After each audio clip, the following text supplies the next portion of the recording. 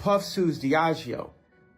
A hotel video from 10 years earlier is put out. Now people don't like Puff. And then Diageo, they go in with the most insane media takedown I've ever seen, all the way to not just the media, but not allowing a person to get bombed for $50 million. There's people with actual murders that are at home on bond and not a $50 million bond. Taylor was like his ex-girlfriend, and it's like now deciding she's like warning people against Trump. I'm like, well, wait a second. So how many people did she warn against Diddy? Right. Oh, 0. Okay. Right. Well, maybe we shouldn't trust her opinion. Keep in mind that this case is only as public facing as it is because it serves the interests of the 1% elite, right? We'll keep all this stuff in the front of our brains, distract us with this information about him and all of Black Hollywood being implicated. That's fine. Throw them to the dogs. But Jeffrey Epstein, none of that stuff is getting nearly as much attention, and it is very much intentional. But back when you hosted The Apprentice, you mentioned once in 2012 that Diddy was a good friend of yours back then. He has since found himself in some very serious legal trouble. Yeah, that's true. Would you ever consider pardoning him? Well, nobody's asked. You had a bigger one to ask, Peter, but nobody's asked. But I know people are thinking about it. I know they're thinking about it. Kanye West and Elon Musk just shook the internet, dropping bombshells about Diddy's legal drama. And they're not buying the surface-level story. According to them, this whole Diddy mess, it's a massive smokescreen meant to distract folks from something way deeper, the Epstein case, which was heating up again and making powerful people real nervous. Kanye didn't hold back. He said Diddy got snatched up not just for what he did, but because he stepped on the wrong toes. I had to send my people down to Mexico. They went down to Mexico, and when they got down there, they found out that there was 0 agave planted for Deleon. So there was no plan for us to be successful. There was no equal treatment. The other brands, they had agave planted. They had no agave planted for me. And sometimes you have to go check even your partners to see what's really going on. And so when I saw that, I was like, nah, I'm gonna fight because it's bigger than me. And don't you find it ironic, Miranda, that once again they take that same strategy out, and that is change the conversation. Okay, the timing of the P. Diddy arrest, please. They must have had the P. Diddy arrest on the shelf, waiting to take it off the shelf for when they needed it. Prosecutors allege his business empire was also a criminal enterprise, making him millions and enabling decades of criminal activity. Basically, the government's got to prove that there was an enterprise. They then have to show that there was a pattern of activity. That pattern must include at least 2 predicate acts, related crimes committed by Combs and others within 10 years to prove a racketeering conspiracy. And then they have to show, of course, that the defendant, that is Mr. Combs, that there was a hierarchy, a structure involved, and that Mr. Combs either ran it or participated in it along with other conspirators. So what is to start his own company called Arista Records in 1974. Now, while he's going through, the CBS sues him to recover some of the funds. He's not indicted or charged with any crime, including the broader allegation on payola-related misconduct. So the relationship between and Diddy's interesting because when Diddy's 23 years old, he's making a name for himself. Gave him $15 million to start Bad Boy Records. And then later on, they did even a bigger deal where $50 million advance on future earnings. This is 5 years later in 1998. $6 million upfront payment, $700,000 annual salary, and a state-of-the-art recording studio. We're talking a $2 million recording studio. This is when he went after Faith Evans. He got Biggie in the early 90s. This is when it started. But there's a relationship with, and it's interesting because later on, they say something may have happened here because Shook said taught him the bad habits. A lot of people are curious about the status of P. Diddy. P. Diddy. Diddy.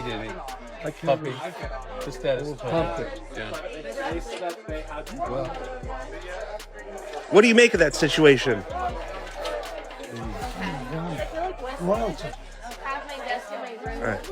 No comment on P. Diddy. You're a major influence on the career of P. Diddy. Have you spoken to him since the federal raid?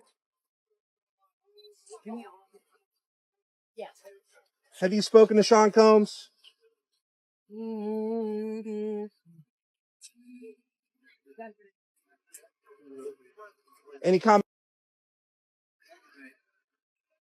Any comments about Diddy? He credits you as one of his mentors. Diageo, the liquor giant that helped fund his empire, allegedly had to check him after things got rocky between them. And Kanye's basically saying they had to remind him who really runs the game. Now don't get it twisted. Nobody's out here saying Diddy's some kind of saint. There's a mountain of receipts showing he's got prison-worthy skeletons. But Kanye and Elon are both pointing at the timing, and yeah, it's sus. Industry insiders knew what Diddy was on for years, but they kept quiet until Cassie came through with that lawsuit and shattered the silence. And here's the craziest part. The same shady elites who are scared of the Epstein files getting out, they're the exact ones who helped Diddy blow up in the first place, when it suited their agenda. But as soon as those court docs started gaining traction again, boom, Diddy's name is all over the headlines. It really makes you wonder, was Diddy's downfall strategically timed to pull eyes away from something way deeper, like that Epstein case catching fire again? Is this just a flashy distraction cooked up by people who really don't want their names tied to either Diddy or Epstein? And who exactly is working overtime behind the scenes, trying to get their names wiped clean from both messes? This rabbit hole runs deep, so let's break it all down. Diddy's situation has gotten straight up crazy. It's a mess where you can't even tell what's fact and what's just loud media chaos anymore. Over the past couple years, it went from serious legal allegations to meme fuel. Everyone come together, let's do a toast to this monumentous moment. Yes, this is gonna be a special moment. From Harlem to Mexico, I'm from Harlem, I'm from the inner cities of Harlem, and I made it this far. This is a very proud day for me, you know what I'm saying? And I want to teach people the art of tequila, that it's an art. It's a patience to it. Yes, it doesn't always have to be shot and be decadent. It can be sophisticated, and that's what DeLeon represents, luxury and sophistication. An international alcoholic beverage company. It's based in London. It is a major distributor of Scotch whiskey, producing major brands like Johnny Walker, but they also have other liquors in their portfolio over the years. A lot of brands, Ciroc, Smirnoff, Bailey's, Tanqueray. They also own Guinness. Lawsuit. I want you to take a look at some of the first lines of this lawsuit that he filed against Diageo. It was filed on behalf of Combs Wine and Spirits LLC. It reads, quote, "Cloaking itself in the language of diversity and equality is good for Diageo's business, but it is a lie.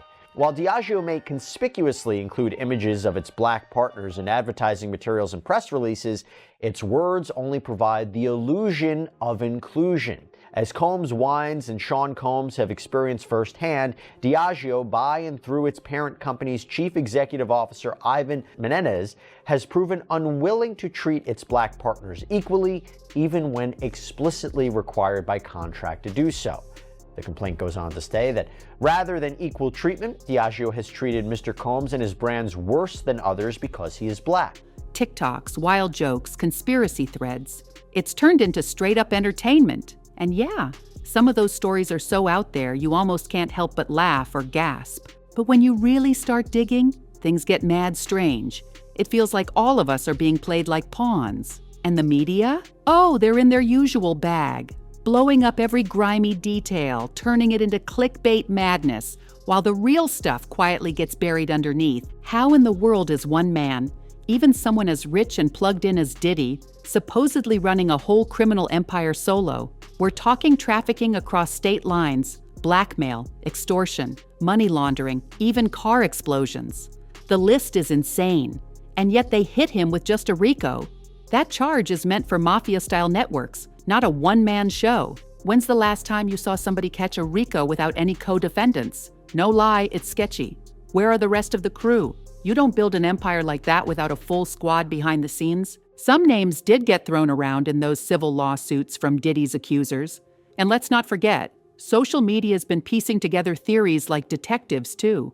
A lot of people think Diddy wasn't even the real boss, just the face, a middleman moving on orders from even bigger players in the background. And if those lawsuits are right, if Diddy was blackmailing powerful elites with dirt that could ruin careers, then come on, you know he wasn't doing that alone. Somebody had to be feeding him that info, setting it all up. So where are they?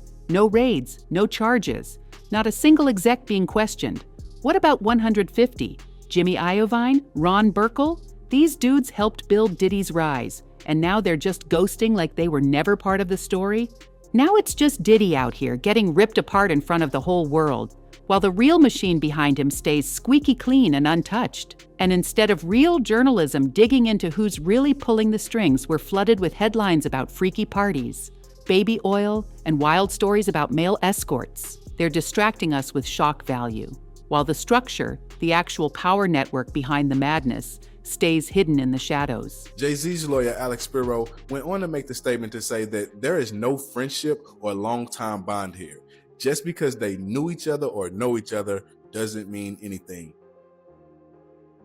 Unless we are living in the Twilight Zone, we all know that that statement is completely false. I mean, these guys have been in pictures with each other for over 20 years. If they don't have a friendship, I don't know what you call it. All we're getting is tabloid-style drama, not the real truth. It's textbook distraction tactics. And honestly, that might be exactly what they want. Kanye West's been one of the loudest voices calling it out. He says it looks like a setup, a carefully planned takedown. Now yeah, Kanye's flip-flopped about Diddy a lot over the years. One day he's calling him a fed, the next he's showing him love as a mentor. But lately, he's locked in on a whole different theory. He says Diddy's fall isn't about justice. It's about revenge, about control. Ye claims the system isn't suddenly caring about victims. It's snapping back because Diddy tried to challenge the very same elite circle that built him up in the first place. Kanye's pointing the finger straight at Diddy's beef with Diageo, the liquor giant that partnered with him on Ciroc and DeLeon. For years, they were locked in a money-making machine. Diddy was the face of Ciroc, helped put DeLeon tequila on the map, and raked in billions for the company. But in 2023, things went left. Diddy hit Diageo with a lawsuit, accusing them of straight-up racism. He claimed they treated his brands like urban side projects, refusing to push them the same way they backed white-owned liquor labels. According to Diddy, they intentionally held his products back. And this wasn't some quiet, backroom disagreement. Nah, Diddy went public and came for one of the most powerful liquor empires in the world. He called them out loud. Gloves off, no filter. That's when, according to Kanye, the tables turned. He believes the industry didn't come after Diddy because of morals or justice, but because Diddy stepped out of line. He got too bold, too loud, tried to take on his own business partners, and that was a huge no-no in their world. J-Lo was like his ex-girlfriend, and it's like now deciding she's like warning people against Trump. I'm like, well, wait a second. So how many people did she warn against Diddy? Right. Oh, 0. Okay. Right. Well, maybe we shouldn't trust her opinion. You know? Sounds rough, man. Well, it's just amazing how many people in the Diddy party list that are supporting Kamala. Too. Yeah, seriously. It's like insane. Publicly, openly, all in. Because let's be real, these execs don't care what goes down behind closed doors. As long as the cash keeps flowing, they'll turn a blind eye. But once Diddy challenged Diageo publicly, he became a threat. And of course, Kanye had to bring up his own experience when he got deplatformed and had his bank accounts frozen off one tweet. The way he sees it, the message is loud and clear. Cross your corporate overlords and they'll air out every dirty secret you've got. No hesitation. They'll dig up your past, leak it to the press, and flip your world upside down. Now let's be real. None of this clears Diddy of the disturbing stuff he's being accused of. The allegations from Cassie and others? Horrifying. If even half of it is true, he needs to be held fully accountable. No debate. But here's where it gets twisted. All these powerful folks, CEOs, label bosses, high-level execs, maybe even politicians, they knew. They watched it unfold for years. And instead of stopping it, they fed it. They gave Diddy checks, stages, awards, magazine covers, while he was allegedly running a whole criminal setup in broad daylight. Would you declassify the 9/11 files? Yeah. Would you declassify JFK files? Yeah. I did a lot of it. Would you declassify the Epstein files? Yeah, I would. All right. I guess I would. I think that less so because, you don't know it. You don't want to affect people's lives if it's phony stuff in there because there's a lot of phony stuff with that whole world. So don't let the sudden outrage fool you. These elites didn't wake up and suddenly care about the victims. They flipped the switch on Diddy because he bit the hand that built him.